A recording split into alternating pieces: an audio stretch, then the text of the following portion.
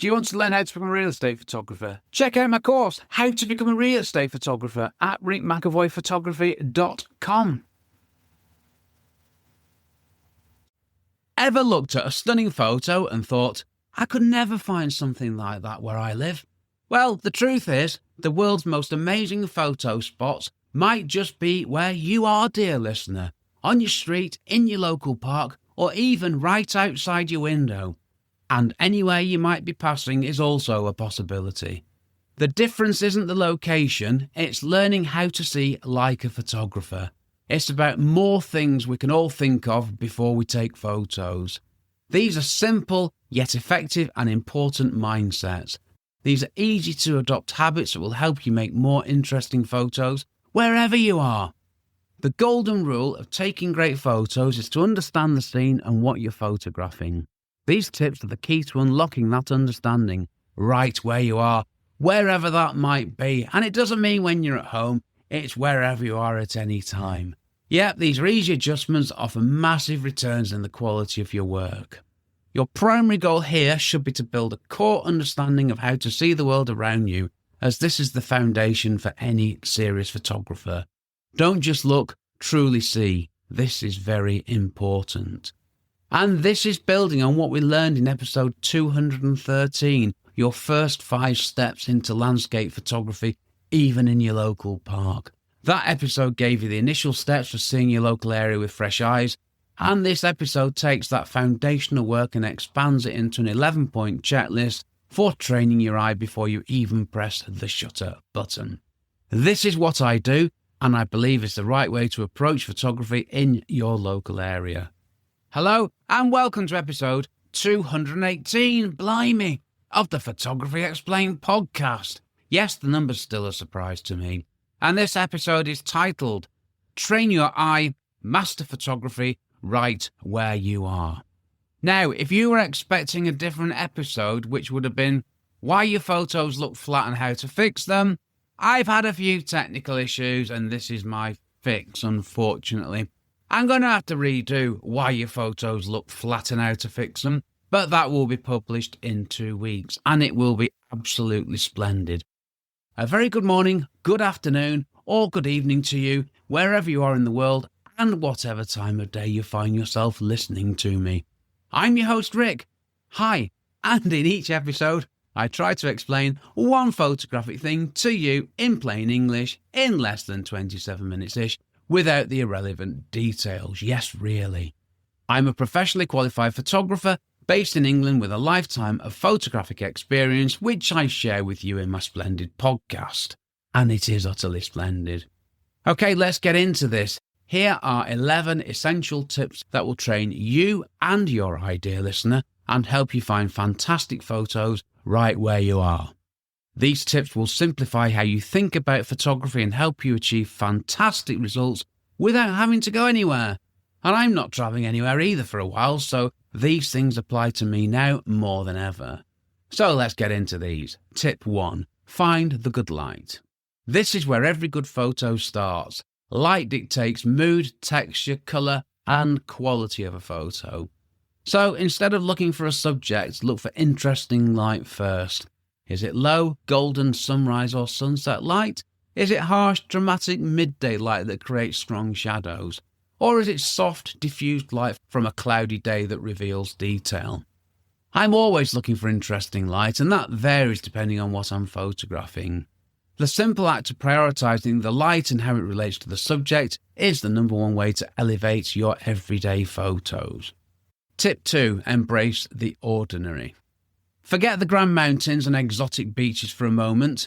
The best training for your eye comes from finding beauty in things you see every day. A brick wall, a brightly painted door, a puddle reflecting the sky, or the pattern of tree bark. These ordinary objects, when placed in extraordinary light, can become compelling subjects. Force yourself to shoot within a 1-mile radius of your home and you'll be amazed what you can find. Yes, really, try this. Restrict yourself to a mile and go out and look for things, because the very act of going out looking for things will help you see differently. Tip 3, look for layers and separation. A flat photo has no sense of depth. Your job as a photographer is to create that depth. Look for foreground interest, middle ground that contains your main subject, and a background that adds context without distracting. And for more on this, check out episode 15, Foreground, Middle Ground, Foreground, Middle Ground, Background. Easy for you to say, Rick. For my thoughts from way back in December 2020. Blimey, I went early with that episode, didn't I?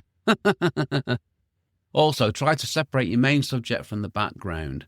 And one great way to do this is by using a shallow depth of field to give a nice blurred background, or by waiting for a change in the light that puts your subject in a pool of light and the background in shadow. There's many ways you can do this. Tip 4. Simplify your palette. Colour can be overwhelming. Too many colours can make a photo look messy. Look for simple colour relationships, a complementary pair like red and green, or a monochromatic scene like a snowy day or rusty fence. By simplifying colours, you draw the viewer's eye straight to your subject. Alternatively, shoot in black and white, in your mind, focusing solely on shapes, textures and contrast. Now, I don't actually shoot in black and white because it's super easy to take a photo taken in colour and convert it later.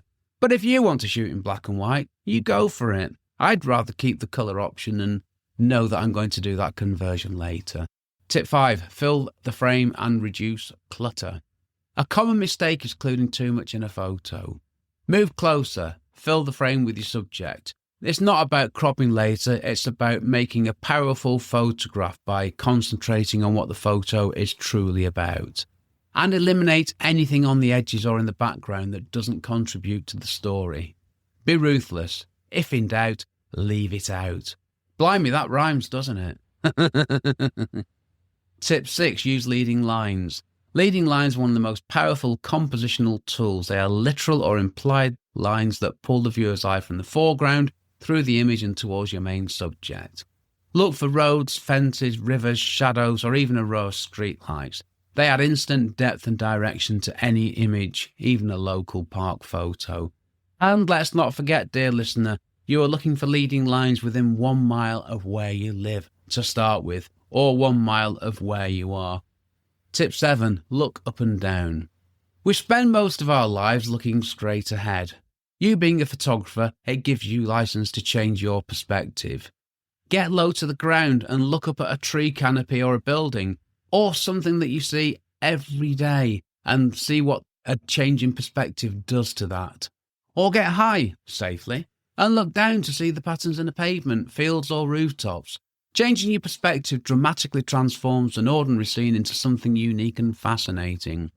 So if you think of all these places that we walk past every day, you get a different perspective, and they look different, don't they? And they can become more interesting. Now, they might still be boring, they might still be rubbish, but you never know, do you? And when you combine this change in position, this change in perspective with the changing light, things that you see every day can be transformed into compelling photos. It's just a case of looking, being aware. Tip 8. Find a frame within a frame. Look for natural elements in a scene that can act as a frame for your subject. And this could be a window, an archway, a gap between two trees, a shadow. A frame within a frame adds a sense of place and depth, and it's an incredibly powerful compositional technique that keeps the viewer's attention focused exactly where you want it. And you might be walking past these things every day. Tip 9. Look for repetition and pattern, and then break them. Now, the human brain, it loves order, so look for patterns in nature, like leaves, waves, trees, fields, what have you, or patterns in architecture, bricks, windows, fences. Repetition creates rhythm and visual harmony. And once you've found that pattern, you can do this. You can make a photo more interesting when the pattern's broken. What do I mean by that? Well, a single red leaf amongst hundreds of green ones, or one open window in a row of closed ones. That disruption becomes your focal point. And those two examples there, they're all around you, wherever you happen to be. Tip 10. Anticipate the action. If you're photographing people, cars, nature, well, anything fast-moving, to be honest with you, don't just take a photo of them standing still. Anticipate where they're going to move. pre-compose the shots in front of the moving object. This is called giving a photo space. This creates a sense of movement and drama, making the photo feel dynamic and alive rather than static. So if you got a car speeding past, if you photograph it with space for it to go into, that's a very powerful compositional tool. Right, go out in bad weather. Well, I live in England, so I ain't got much choice, and on the day of recording this, it was forecast to be a fine day, but guess what? It's raining. Yep, I could go out after I've done this recording and take some photos in the rain. Don't let bad rain be a barrier to you. Some of the best, most atmospheric photos are often taken when the weather is bad. A bright sunny day can be nice, but rain, fog, mist and snow, they transform a boring street into a moody, mysterious and captivating scene. Weather can transform where you are. Bad weather can make it look awful, or it can make it look differently interesting. You've just got to be aware that all these things that you see every day, under these different conditions, they change. So when the weather's bad, the light is soft, colours are muted, and water adds reflection, so it gives you possibilities that weren't there on a bright sunny day. So if the weather's bad, don't just stay inside. Get your coat, get your camera, and get out there and find something great. Okay, sorry, I got a bit dramatic then. Right, final thoughts and takeaways. The most important takeaways are these. You don't need to travel to take amazing photos. There are possibilities everywhere, including where you are sat right now, dear listener. Seeing is the most valuable skill a photographer possesses, more so than expensive gear. And as I said before, this episode is building directly on episode 213, your first 5 steps into landscape photography, even in your local park. So if you've not listened to it, why not give it a go after you've finished listening to this episode? And here's a summary for training your eye. A quick recap. Light first. Always look for the best light before you look for the subject. Simplify. Fill the frame and reduce clutter for a more powerful composition. Depth. Look for layers, leading lines and separation to add dimension. Perspective. Change your angle. Look up, look down and find frames within frames. Embrace. Find the beauty in the ordinary and don't be afraid of bad weather. And one more thing. The best photo to edit is the best photo you've taken. Editing can't save a truly bad photo, so remember to still get your basics right and train your eye every time. Okay, here's something for you to do, dear listener. Get out in your local area, have a look around, don't go further than a mile, and find one interesting thing to photograph.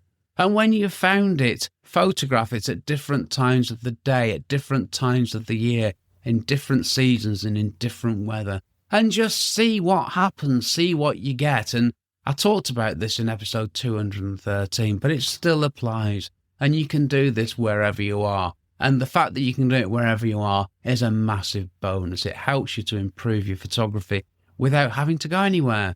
Okay, what do? Not enough of this. I do the looking bit. I'm always looking for interesting things to photograph, but with everything else I've got going on with my life, including recording this podcast, I don't take as many photos as I should be doing. So, note to self, what do? Not enough taking photos. So, Rick, get out more and take photos. Blimey, that's me told, isn't it? Right, next episode 219, which will be why your photos look flat and how to fix them. I know it should have been train your eye master photography right where you are, but I had problems with the recordings and I ran out of time when I was away, and I might bore you with that lot next episode. Anyway, not to worry, this episode has been splendid, as will the next one. Okay, I am done. Get in touch and subscribe. If you've enjoyed this episode, I sincerely hope that you have. Be sure to subscribe so you don't miss any future ones. And for anything else, check out my website, rickmcavoyphotography.com, where you can find out how to ask a question, get a weekly email from me, get in touch, or find out more about this utterly splendid podcast of mine. And you can text me directly from the podcast feed too. And I've got a YouTube channel. Just type Rick McEvoy into YouTube and you'll find me. And finally, check out my courses page where you'll find my splendid How to Become a Real Estate Photographer course. This episode was brought to you by a cheese and pickle sandwich and a Coke Zero, which I consumed before settling into my homemade acoustically cushioned recording emporium. I've been Rick McEvoy. Thanks again very much for listening to my small but perfectly formed podcast, it says here, and for giving me 27-ish minutes of your valuable time. Now, I reckon this episode will be about 18 minutes long. No, it won't. I reckon this episode is going to be about 16 minutes longer after I've edited out the mistakes and the other bad stuff. We'll find out. Thanks for listening. Take care. Stay safe. Cheers from me, Rick. How to become a real estate photographer. rickmcavoyphotography.com/courses.